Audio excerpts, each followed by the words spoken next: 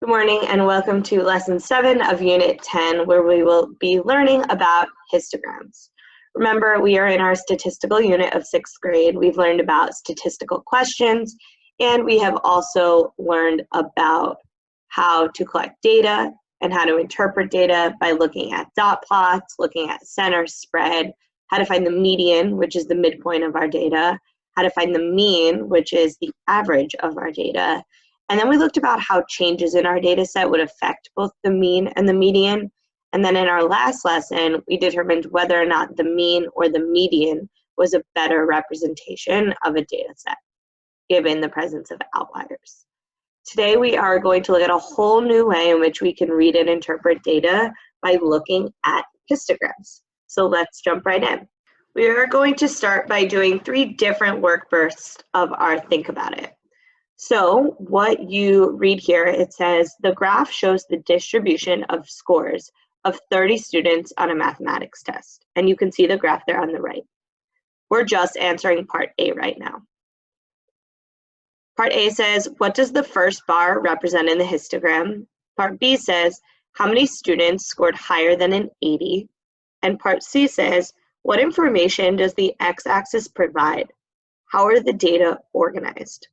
We're going to go through these one by one where you'll work. Your teacher will then call on you for a little bit of a discussion, then we'll come back together. So you're just doing part A right now. What does the first bar in the histogram represent? You're going to jump into Desmos and just answer part A. Your teacher is then going to engage you in a mini discussion to stamp what that first bar represents before we come back together. Go. Just to stamp here, the first bar in the histogram represents that 3 scholars scored between a 41 and a 50 on the math test. We can see that because that first bar goes up to 3 on the y-axis and the interval on the x-axis is 41 to 50. Now let's look at part B. How many students scored higher than an 80? This one's a little tricky. When I say go, you'll pause the video, head into Desmos, same thing. Your teacher's going to look through your responses, call on a few scholars to share before we come back together to stamp. Go. I bet a lot of you were able to unpack this problem just to see this visually. We want to know how many students scored higher than an 80. So when I look at this graph, I see 71 to 80 as that interval, which actually has the highest bar. Then I look higher than that, and I see higher than 80 would include these 2 intervals, 81 to 90 and 91 to 100. I see that 8 students scored 81 to 90 and 2 students scored 91 to 100. So that gives me 10 students scoring higher than an 80. If you just chose 8, you forgot to include all of the intervals that were greater than 80. So we had to have 81 to 90 and 91 to 100. Last part of our Think About It. What information does the x-axis provide? How are the data organized? Pause the video, head into Desmos, same thing. Your teacher's going to look through your responses, engage you in a discussion, and then we'll come back together to stamp. Go ahead. So this graph, as you probably noticed, looks different because along the x-axis, we don't see single values, we see intervals.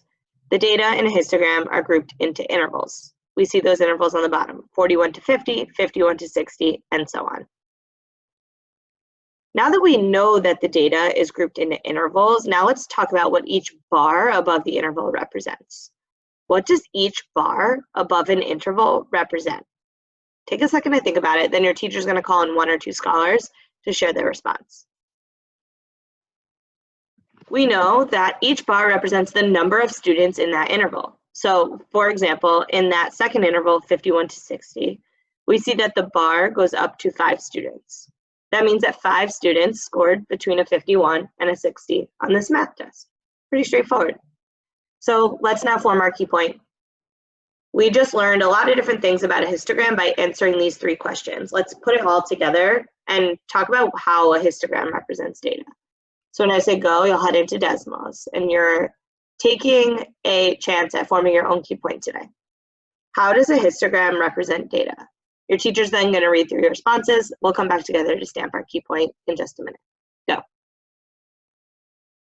I bet a lot of you are on track here.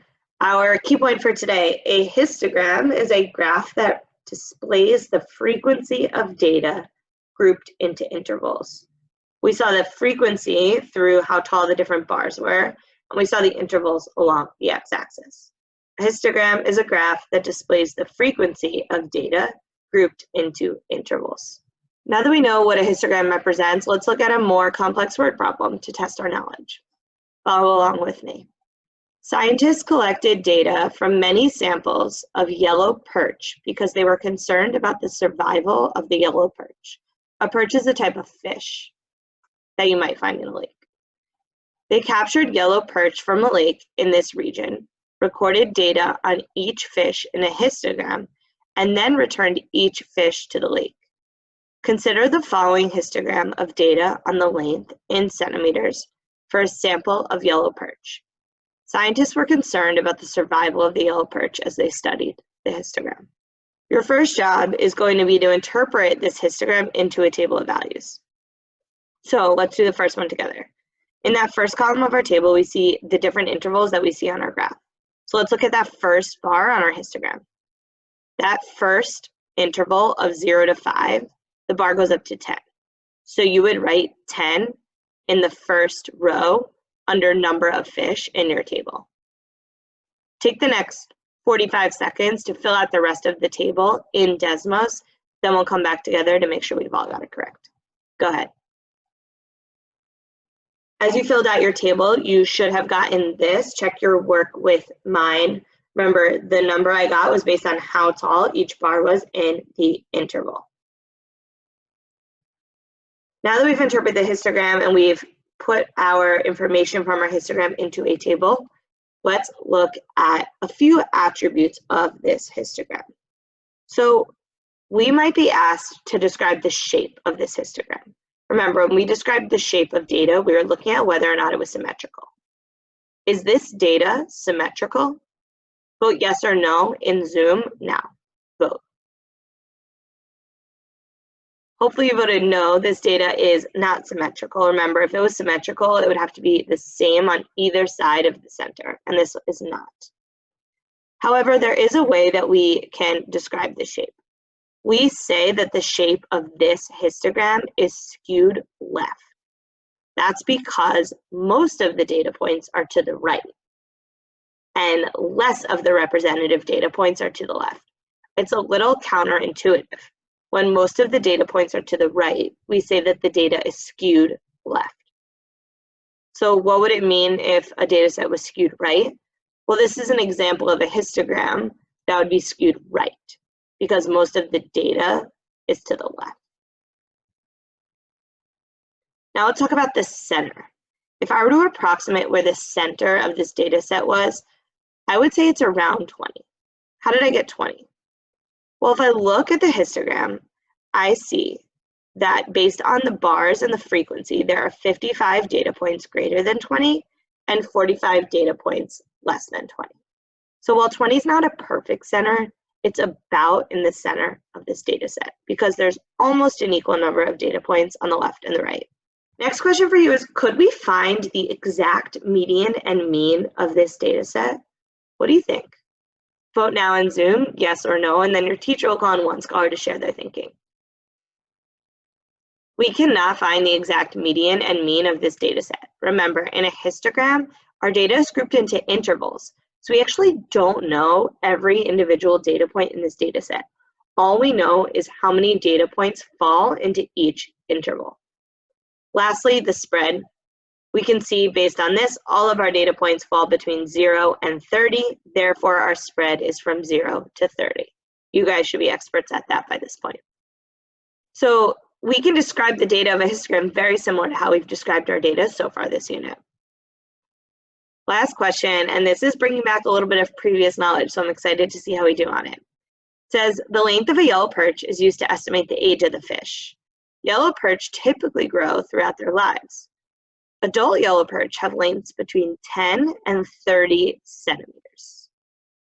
What percentage of the fish in the sample are adult fish? I'm going to release you to solve this on your own. Before we do, I know it's been a while. Quick refresher. To find percent, we set up equivalent ratios. Part over total equals percent over 100.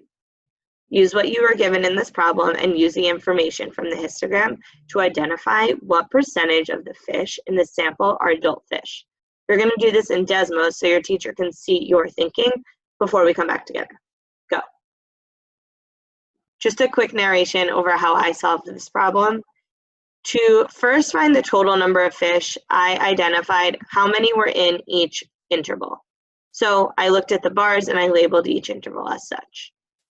Then I saw that adult fish were between 10 and 30 centimeters. So I bracketed all of my intervals between 10 and 30. And I added up 10, 20, 30, and 25 to see that there were 85 fish between 10 and 30 centimeters. I know there are 100 total fish because when I add up all of the bars in my histogram, I see that there are 100 total fish. So when I set up my equivalent ratios, I have 85 over 100 equals an unknown percent over 100, and this was probably the easiest one to solve because they are equivalent, so I know that 85 over 100 is equivalent to 85% of fish. Go ahead into Zoom and give yourselves the clapping hands if you were able to solve this really challenging problem that combined previous knowledge that we've learned in 6th grade. Today, as you are looking at histograms on your own, remember to first interpret the histogram by identifying the intervals and the frequency. Lastly, make sure you describe the data using spread, shape, and center, and anything else that the question asks you to do. Today's problems are all about interpreting data from a histogram, and I know you guys are going to do an excellent job. I will see you all for our next lesson tomorrow.